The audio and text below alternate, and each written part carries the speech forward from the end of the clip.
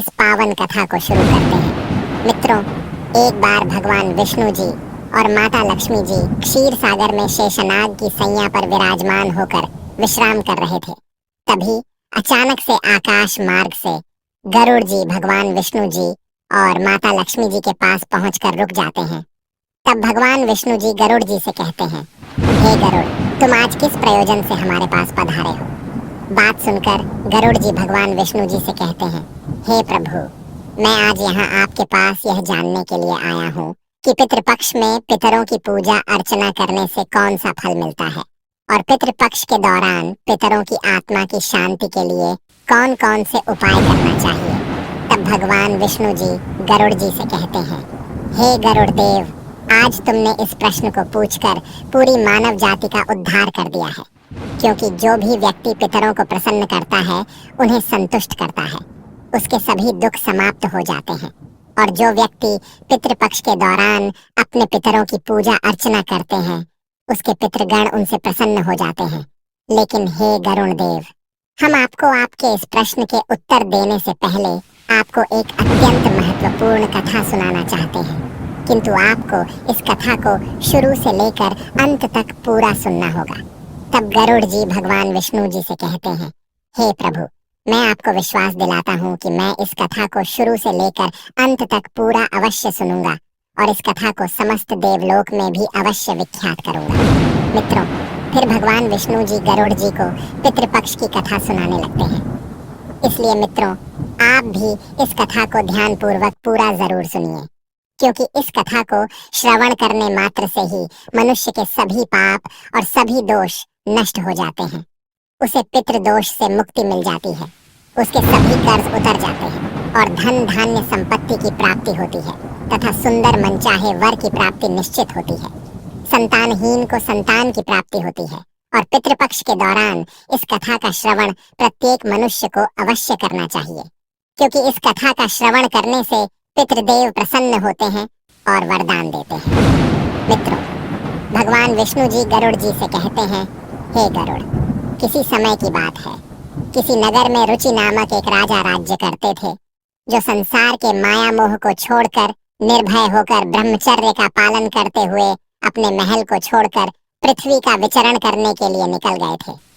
उन्होंने संसार की सभी खुशियों और भोगों को त्याग दिया था और उन्होंने महल में रहना भी छोड़ दिया था। वे एक बार ही भोजन करते थे और वन वन भटकते रहते थे। उन्हें ऐसा वैराग्य धारण किए हुए देखकर, अपने वंशज को इस प्रकार से वंश को नष्ट करता हुआ देखकर उनके समस्त पितृगण उनके लिए अत्यंत दुखी थे और अब उन्हें भय लगने लगा था। इसलिए उन्होंने अपने मन में सोचा कि क्यों ना हम स्वयं चलकर अपने वंशज से मिलें और उसे वैराग्य का त्याग करने के लिए कहें।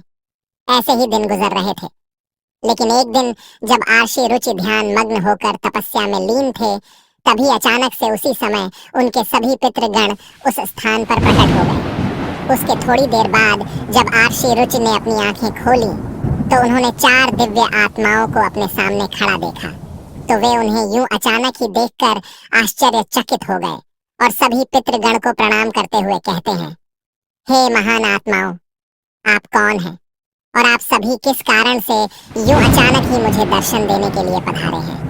तब वे सभी दिव्य आत्माएं आर्षि रुचि से कहते हैं, हे पुत्र, हम तुम्हारे पूर्वज हैं और हम तुम्हारे इस वैराग्यपूर्ण आचरण से बहुत ही दुखी हैं। इसीलिए आज हम सभी तुमसे मिलने के लिए यूं अचानक ही पधारे हैं। अपने सभी पितृगण की बात सुनकर आर्षि रुचि उन्हें नमस्कार करते हुए आदर पूर्वक अपने सभी पितृगण से कहते हैं, हे पितृगण, मैं आप सभी के दर्शन करके कृतार्थ हो गया हूँ, किंतु मुझे यह बात समझ में नहीं आ रही है कि आप सभी मेरे आचरण से दुखी क्यों हैं। आप सभी कृपया करके विस्तार से मुझे बताने का कष्ट कीजिए कि मुझसे ऐसी कौन सी भूल हो गई है जिसकी वजह से आप सभी पूर्वज मुझसे असंतुष्ट और दुखी हैं। तब वे सभी पितृगण आर्षि रुचि से कहते हैं, हे पुत्र, आज तक तुमने किस कारण से विवाह नहीं किया है, क्योंकि विवाह स्वर्ग और मोक्ष प्राप्ति का उत्तम मार्ग होता है। गृहस्थ जीवन के बिना मनुष्य को शाश्वत बंधन होता है और गृहस्थ जीवन में रहकर मनुष्य देवताओं, पितरों, ऋषियों और याचकों की पूजा करके उत्तम लोकों को प्राप्त हो जाता है। वह देवताओं को स्वाहा और पितरों को स्वधा शब्द के उच्चारण से तथा घर के द्वार पर आए हुए अतिथियों और याचकों को दान देकर उन्हें संतुष्ट करता है। इसलिए तुम विवाह न करके संतान को उत्पन्न न करके देव आरण तथा पितृजनों के आरण से मुक्ति नहीं पा पाओगे, और संसार में रहने वाले मनुष्य, आशी तथा अन्य प्राणियों के लिए भी तुम प्रतिदिन आणी ही हो रहे हो। तुम संतान की उत्पत्ति के बिना स्वर्ग को कैसे प्राप्त कर पाओगे? वे सभी पितृगण आशी रुचि से आगे कहते हैं, हे पुत्र देव, पूजा, पितृ तर्पण तथा संन्यास ग्रहण किए बिना तुम्हें स्वर्ग की प्राप्ति नहीं होगी। लेकिन अगर तुमने विवाह नहीं किया तो यह अन्याय सिर्फ तुम्हें कष्ट ही देगा, और मृत्यु के बाद तुम्हें नरक की प्राप्ति होगी। तुम्हें अगले जन्म में भी कष्ट भोगना पड़ेगा। अपने पितरों की बात सुनकर आशी रुचि अपने पितरों से कहते हैं, हे पितरों, जीवन में विवाह करना अत्यंत दुखदायक होता है। इससे पाप का संग्रह होता है और अंतिम काल में यह अधोगति प्रदान करता है। इसी विचार से मैंने आज तक किसी स्त्री के साथ विवाह नहीं किया है। स्त्री संघ परिग्रह करने से मुक्ति नहीं मिलती है, लेकिन जो व्यक्ति अविवाहित रहकर प्रतिदिन विद्या ग्रहण करता है और ज्ञान के अमृत से अपनी आत्मा को निर्मल करता है, वही मेरे लिए श्रेष्ठ होता है। विद्वानों ने अनेक प्रकार के सांसारिक कर्मों का वर्णन किया है। इसीलिए मनुष्य को अपनी इंद्रियों पर संयम रखकर तत्व ज्ञान के जल से अपनी आत्मा को शुद्ध करना चाहिए। फिर आर्षि रुचि से उनके सभी पितृगण कहते हैं, हे पुत्र, इंद्रियों को वश में रखकर ज्ञान के द्वारा आत्मा को निर्मल करना चाहिए। यह तुम्हारा कथन बिल्कुल उचित ही है, किंतु यह मनुष्य के कल्याण का मार्ग नहीं है जिस पर तुम चल रहे हो। यज्ञ, तप और दान के द्वारा अपने अमंगल को दूर करते हुए फल प्राप्ति की काम से रहित जो शुभ और अशुभ कर्म होते हैं, वे सभी बंधन के कारण नहीं होते हैं, जिसके कारण पूर्व जन्म के सभी कर्म उस भोग से नष्ट हो जाते हैं और पूर्व जन्म के सभी पुण्य कर्म सुख दुख भोगने से निरंतर नष्ट हो जाते हैं। तब आर्षि रुचि अपने पितरों से कहते हैं, हे पितामह, वेदों में कर्म मार्ग के प्रतिपादन द्वारा अविद्या और माया की पुष्टि की गई है। इसीलिए आप मुझे विवाह करने के लिए क्यों प्रेरित कर रहे हैं? क्योंकि विवाह करके मेरा अनिष्ट ही हो जाएगा। आर्षि रुचि की बात सुनकर उनके सभी पितृगण उनसे कहते हैं, हे पुत्र, कर्म द्वारा जो कुछ भी किया जाता है वह अविद्या होता है, यह बिल्कुल सत्य है। किंतु विद्या प्राप्त करना भी एक प्रकार का कर्म होता है, और शास्त्रों में जो विहित कर्म होते हैं, सज्जन पुरुष उनका उल्लंघन नहीं करते हैं। उन्हें उसी कर्म से मोक्ष की प्राप्ति होती है।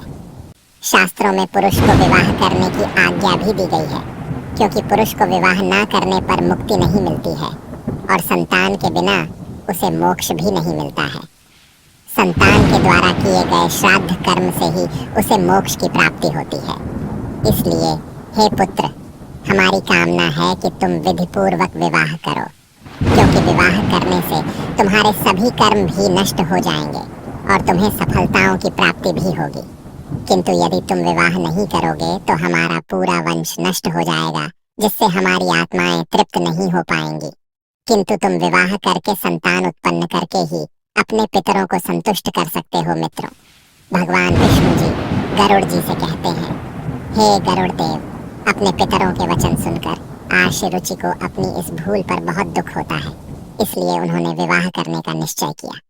फिर आर्षि रुचि अपने पितरों से कहते हैं, हे पितृगण, अब तो मैं बूढ़ा हो गया हूँ, इसलिए कौन मुझे अपनी कन्या प्रदान करेगा? और वैसे भी मुझ जैसे वृद्ध व्यक्ति के लिए विवाह करना अत्यंत कष्टमय जीवन बन जाएगा।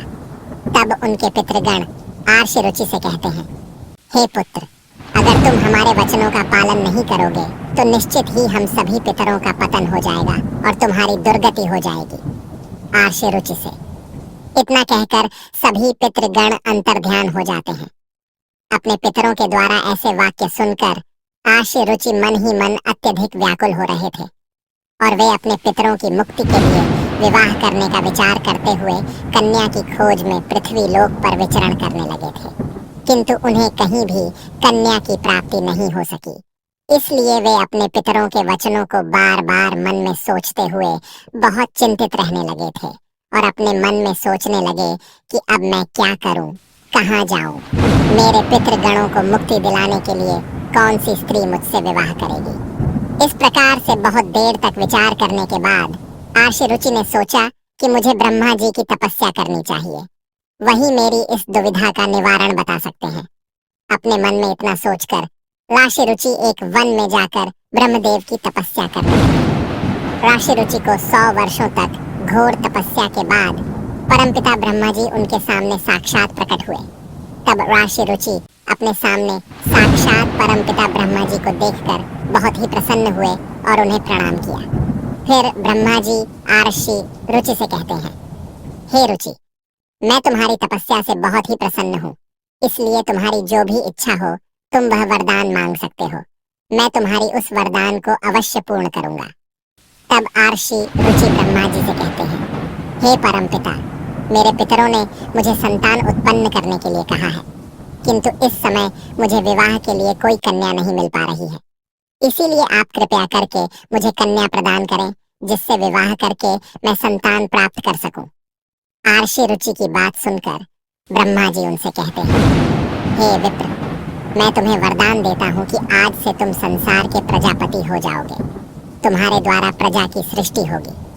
ब्रह्मा जी आर्षि रुचि से आगे कहते हैं, हे विप्र, तुमसे तुम्हारे पितरों ने कहा है कि तुम्हें किसी स्त्री से विवाह करना चाहिए, इसलिए तुम्हें इस अभिलाषा को मन में रखते हुए अपने पितरों की पूजा पाठ करनी चाहिए, जिससे वे प्रसन्न होकर तुम्हारी इस कामना को अवश्य पूर्ण करेंगे और तुम्हें उत्तम स्त्री की प्राप्ति होगी। आर्षि रुचि से इतना कहकर ब्रह्मा जी वहां से अंतर्ध्यान हो जाते हैं। ब्रह्मा जी की बात सुनकर आर्षि रुचि अपने पितरों को प्रसन्न करने के लिए अपने मन में दृढ़ निश्चय किया। उसके बाद आर्षि रुचि एक नदी के तट पर पहुंचे गए और वहीं पर एकांत में उन्होंने अपने पितरों का तर्पण करके उनकी आत्मा को संतृप्त कर लिया। फिर वे एकाग्रचित्त होकर भक्ति पूर्वक अपने पितरों की स्तुति करने लगे। मित्रों, भगवान विष्णु जी गरुड़ जी से कहते हैं, हे गरुड़ देव, आर्षि रुचि ने अपने पितरों के लिए जो स्तुति की थी उसे प्रत्येक मनुष्य को ध्यान से सुनना चाहिए, क्योंकि यह स्तुति सभी दुख और दोषों को नष्ट करने वाली होती है, जिसे अगर कोई भी व्यक्ति सिर्फ एक बार इस स्तुति को सुन लेता है, उसके सभी पाप नष्ट हो जाते हैं और उन्हें अपने पितरों का आशीर्वाद प्राप्त होता है। इसलिए आप सभी लोग भी इस स्तुति को ध्यान से सुनिए, तभी आपको यह कथा सुनने का फल प्राप्त होगा। मित्रों, भगवान विष्णु जी गरुड़ जी से कहते हैं, हे गरुड़, आर्षि रुचि इस प्रकार से अपने पितरों की स्तुति करने लगे कि जो आदि देवता के रूप में विद्यमान रहते हैं और जो श्राद्ध के अवसर पर देवताओं से स्वधा द्वारा तृप्त किए जाते हैं, उन सभी पितृगणों को मैं नमस्कार करता हूँ। स्वर्ग में अवस्थित महर्षिगण भक्ति मुक्ति की कामना से मानसिक श्राद्ध द्वारा जिन्हें भक्ति पूर्वक तृप्त करते हैं, उन सभी पितरों को मैं प्रणाम करता हूँ। अग्नि, स्वात, बर्षद, आज्ञ और सोमपति गण हैं। वे सभी इस श्राद्ध में मेरे द्वारा संतृप्त होकर तृप्ति को प्राप्त करें। अग्नि स्वात पितृ मेरी पूर्व दिशा की रक्षा करें। बर्षद नामक पितृगण सर्वदा मेरी दक्षिण दिशा की रक्षा करें। आज्ञ पितृजन पश्चिम दिशा की तथा सोम पितृगण उत्तर दिशा की रक्षा करें। यह समस्त पितृजन राक्षस, भूत, पिशाच और असुर गणों के कारण उत्पन्न दोषों से नित्य सभी प्रकार से हमारी रक्षा करें। विश्व विषभुक आराध्य धर्म धान्य शुभानंद भूति भूतिकृत और भूति नामक जो पितरों के 9 गण हैं तथा कल्याण और कलदरा श्रेय कलता हेतु और अनघ नामक जो पितरों के 6 गण कहे गए हैं और वर वरेण्य वृद्ध तुष्टि पुष्टि विश्वपात और धाता नाम से विख्यात यह 7 गण तथा पितृगणों के पाप विनाशक जो महान महात्मा महित महिमावान और महाबल नाम से प्रसिद्ध यह 5 गण हैं, उन गणों के ही साथ सुखद धम धर्म दुराई अत्यंत प्रसन्न हो जाते हैं। और उसी समय एक दिव्य तेज उत्पन्न हुआ जो आकाश मंडल में चारों ओर व्याप्त था और संपूर्ण विश्व को अपने तेज से आच्छादित करने वाली उस रोशनी को देखकर आर्षि रुचि अपने घुटनों पर बैठकर फिर से अपने पितरों की स्तुति करने लगे। रुचि की स्तुति सुनकर उनके सभी पितृगण उनसे बहुत ही प्रसन्न हो जाते हैं और वे उनके सामने प्रकट हो जाते हैं। फिर रुचि ने पुष्पगंध और अनुल्य पदार्थों से उनका निवेदन किया। वे सभी पितर उन्हीं को धारण करके उनके सामने प्रकट हो जाते हैं। उसके बाद रुचि भक्ति पूर्वक अपने दोनों हाथों को जोड़कर अपने पितरों को प्रणाम करते हैं और उनसे निवेदन करते हैं। तब उनके सभी पितृगण उनसे प्रसन्न होकर कहते हैं, हे पुत्र, तुम्हारी इस स्तुति से हम बहुत ही प्रसन्न हैं। इसीलिए अब तुम्हारी जो भी इच्छा हो वह निसंकोच होकर कह सकते हो। हम तुम्हारी उस कामना को अवश्य पूर्ण कर देंगे। फिर आर्षि रुचि नतमस्तक होकर अपने पितरों से कहते हैं, हे पितृगण, ब्रह्मा जी ने मुझे सृष्टि की रक्षा करने के लिए प्रजापति बना दिया है। इसीलिए मैं आपसे संतान उत्पन्न करने में समर्थ, गुणवान और चरित्रवान पत्नी की कामना करता हूँ। तब उनके पितृगण उनसे कहते हैं, हे पुत्र, इसी स्थान पर अभी इसी क्षण तुम्हें उत्तम मनोरमा पत्नी की प्राप्ति होगी और उसी से तुम्हें अत्यंत सुंदर पुत्र की प्राप्ति होगी और तुम्हारा वह पुत्र बहुत ही बुद्धिमान और बलवान होगा, जो रोच नाम से तीनों लोकों में प्रसिद्धि प्राप्त करेगा। तुम्हारे पुत्र के भी अत्यंत बलवान, महापराक्रमी महात्मा और आज्ञा का पालन करने वाले बहुत से पुत्र होंगे आर्षि रुचि से। इतना कहकर ऋषि रुचि के समस्त पितृगण उन्हें आशीर्वाद देकर उस स्थान से अंतर्ध्यान हो जाते हैं। पितरों के अंतर्ध्यान होते ही पितरों की कृपा से उसी समय उस नदी के मध्य से एक अत्यंत सुंदर, मन को मोहने वाली प्रलोचना नाम की एक श्रेष्ठ अप्सरा प्रकट होती है और अर्षि रुचि के समीप पहुंचकर वह श्रेष्ठ अप्सरा अपनी मधुर वाणी में महात्मा रुचि से कहती है, हे तपस्वी, श्रेष्ठ वरुण के पुत्र, महर्षि पुष्कर द्वारा मेरी एक अत्यंत सुंदर कन्या उत्पन्न हुई है। मैं आपको उस सुंदर रूप वाली मानिनी नामक कन्या को आपकी पत्नी के रूप में प्रदान करती हूँ और आप इस कन्या से विवाह करें। इस कन्या से विवाह करने पर आपको अत्यंत बुद्धिमान मनु नाम के पुत्र की प्राप्ति होगी। फिर प्रजापति रुचि उस अप्सरा कन्या से विवाह करते हैं। इस प्रकार से आर्षि रुचि ने अपने पितरों को प्रसन्न करके विवाह के लिए कन्या प्राप्त की और अपने वंश को आगे बढ़ाया था। मित्रों, भगवान विष्णु जी गरुड़ जी से कहते हैं, चलिए अब हम आपको पितरों को प्रसन्न करने के उपायों को विस्तार से बता देते हैं, क्योंकि ये उपाय मनुष्य के जीवन में पितृदोष को समाप्त करने और पितरों की कृपा प्राप्त करने के लिए अत्यंत आवश्यक होते हैं। पितरों को प्रसन्न करने के लिए कुछ विशेष अनुष्ठान, तर्पण और धार्मिक कार्यों का पालन करना बहुत ही आवश्यक होता है। चलिए हम सभी उन महत्वपूर्ण उपायों के बारे में जानते हैं। पितृ को प्रसन्न करने का सबसे पहला और मुख्य उपाय तर्पण विधि होती है। तर्पण का अर्थ होता है जल अर्पण करना। इस विधि के अनुसार पितृपक्ष के दौरान पवित्र जल को हाथ में लेकर पितरों का आह्वान करते हुए उन्हें जल अर्पण करना चाहिए। तर्पण में काले तिल, जल, दूध और कृष का उपयोग किया जाता है और यह कार्य पवित्र मन और श्रद्धा पूर्वक करना चाहिए, जिससे पितृगण तृप्त होकर प्रसन्न हो जाते हैं।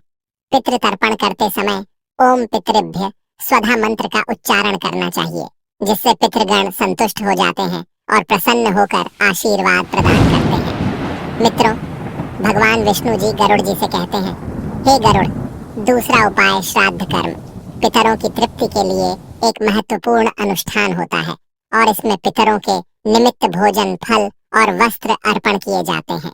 श्राद्ध कर्म करने वाले व्यक्ति को ब्राह्मणों को भोजन करवाना चाहिए और उन्हें वस्त्र एवं दक्षिणा देकर उनसे आशीर्वाद लेना चाहिए। श्राद्ध के दिन विशेष रूप से सात्विक भोजन बनाना चाहिए, जिसमें खीर, पूड़ी, सब्जी और अन्य पौष्टिक एवं ताजे खाद्य पदार्थ शामिल होने चाहिए। इस भोजन को पवित्रता के साथ अपने पितरों को निमित्त पूर्वक अर्पण करना चाहिए। तीसरा उपाय गाय, ब्राह्मण और अन्य जीवों को भोजन पितरों को प्रसन्न करने के लिए गाय, कुत्ते, कौवे और ब्राह्मणों को भोजन कराना चाहिए। ऐसा करना बहुत ही शुभ माना जाता है। इन्हें भोजन अर्पण करने से पितृ तृप्त हो जाते हैं और प्रसन्न होकर आशीर्वाद देते हैं। और विशेष रूप से श्राद्ध के दिन गाय को हरी घास और रोटी खिलाना और कौवे को चावल व खीर खिलाना बहुत शुभ माना जाता है। इन कार्यों को करने से पितरों की कृपा प्राप्त होती है और पितृदोष से मुक्ति मिल जाती है। पीपल और तुलसी के वृक्ष की पूजा करना पितरों को प्रसन्न करने का सबसे महत्वपूर्ण उपाय है, क्योंकि पीपल का वृक्ष पितृगणों का निवास स्थान माना जाता है और तुलसी का पौधा देवी लक्ष्मी का प्रतीक होता है। श्राद्ध के दिन पीपल और तुलसी की पूजा करके पितरों को तृप्त करना चाहिए। पीपल के वृक्ष के नीचे दीप जलाने से पितृगण प्रसन्न हो जाते हैं और परिवार को सुख समृद्धि का आशीर्वाद देते हैं। मित्रों, भगवान विष्णु जी गरुड़ जी से कहते हैं, हे गरुड़, जो व्यक्ति पितृदोष से पीड़ित हो जाते हैं उसे गया जी या अन्य पवित्र तीर्थ स्थलों पर जाकर पिंड दान करना चाहिए, क्योंकि गया जी में पिंड दान करने से उसके पितृ संतुष्ट होकर मोक्ष प्राप्त करते हैं और वंशजों को आशीर्वाद देते हैं। पिंड दान के समय काले तिलकुश और चावल का उपयोग करके पितरों को अर्पण करना चाहिए। यह प्रक्रिया पितरों को तृप्त करती है और उनकी आत्मा को शांति प्रदान करती है। पितरों को प्रसन्न करने के लिए व्यक्ति को श्राद्ध पक्ष के दौरान व्रत भी रखना चाहिए और इस दौरान सात्विक आहार ग्रहण करना चाहिए और ब्रह्मचर्य का पालन करना चाहिए। श्राद्ध पक्ष में मांस, मदिरा और तामसिक आहार का सेवन नहीं करना चाहिए। व्रत के दौरान भगवान विष्णु जी, शिव जी और देवी लक्ष्मी जी की पूजा आराधना करनी चाहिए। इससे पितरों की आत्मा को शांति मिलती है और वे प्रसन्न होकर आशीर्वाद प्रदान करते हैं। मित्रों, भगवान विष्णु जी गरुड़ जी से आगे कहते हैं, हे गरुड़, पितरों को संतुष्ट करने के लिए गरीबों, ब्राह्मणों और साधुओं को अन्न और वस्त्र का दान करना चाहिए। यह कार्य विशेष रूप से श्राद्ध पक्ष के दौरान करने से पितरों की आत्मा को तृप्ति प्राप्त होती है। अन्न दान और वस्त्र दान से मनुष्य को पुण्य की प्राप्ति होती है और पितृदोष से मुक्ति मिल जाती है। इस कार्य से पितृगण प्रसन्न होकर घर परिवार की सुख समृद्धि का आशीर्वाद देते हैं। पवित्र नदियों, विशेषकर गंगा में स्नान करके पितरों के निमित्त जल अर्पण करना बहुत ही शुभ माना गया है, क्योंकि गंगा जल पितरों की तृप्ति के लिए बहुत ही आवश्यक होता है, जिससे पितृ दोष समाप्त हो जाते हैं और गंगा में स्नान करने से व्यक्ति के सभी पाप कर्म धुल जाते हैं, जिससे पितरों की आत्मा को शांति मिल जाती है। इस कार्य को करने से पितृ प्रसन्न होकर आशीर्वाद प्रदान करते हैं। पितरों को प्रसन्न करने के लिए सत्संग में शामिल होना और पवित्र ग्रंथों जैसे भगवत गीता का पाठ करना बहुत ही लाभकारी माना जाता है। पितरों की शांति के लिए गीता के 11वें अध्याय का पाठ विशेष रूप से बहुत ही लाभकारी माना जाता है। भगवत गीता के पाठ से पितरों की आत्मा को शांति मिल जाती है और उनके वंशजों पर उनकी कृपा बनी रहती है। मित्रों, भगवान विष्णु जी गरुड़ जी से कहते हैं, हे गरुड़, जो भी व्यक्ति पितृदोष को दूर करने के लिए इन उपायों को श्रद्धा और विश्वास के साथ करता है, उसके जीवन में सदैव सुख समृद्धि बनी रहती है, जिससे पितरों की कृपा से उसके समस्त दोष समाप्त हो जाते हैं और उसके परिवार में शांति बनी रहती है। इन उपायों को नियमित रूप से करने से पितृदोष से मुक्ति मिल जाती है और उनके पितृ प्रसन्न होकर उसके वंशजों को आशीर्वाद देते हैं। मित्रों, भगवान विष्णु जी गरुड़ जी से कहते हैं, हे गरुड़, अब तो आपको आपके सभी प्रश्नों के उत्तर मिल ही गए होंगे। तब गरुड़ जी भगवान विष्णु जी से कहते हैं, हे प्रभु, आज आपने मुझे पितृपक्ष की इस कथा के माध्यम से बहुत ही महत्वपूर्ण ज्ञान दिया है, इसलिए मैं आपको विश्वास दिलाता हूँ कि मैं इस कथा को समस्त देवलोक में अवश्य विख्यात करूंगा। मित्रों, इस प्रकार भगवान विष्णु जी ने गरुड़ जी को पितृपक्ष की यह पावन कथा सुनाई है और पितरों को प्रसन्न करने के विभिन्न उपाय विस्तार से बताए हैं, जिन्हें सभी व्यक्तियों को पितृपक्ष में अवश्य करना चाहिए, क्योंकि इन उपायों का जो भी व्यक्ति पालन करता है उस व्यक्ति को कभी भी पितृदोष का सामना नहीं करना पड़ता है और उसके पितृ सदैव प्रसन्न रहते हैं।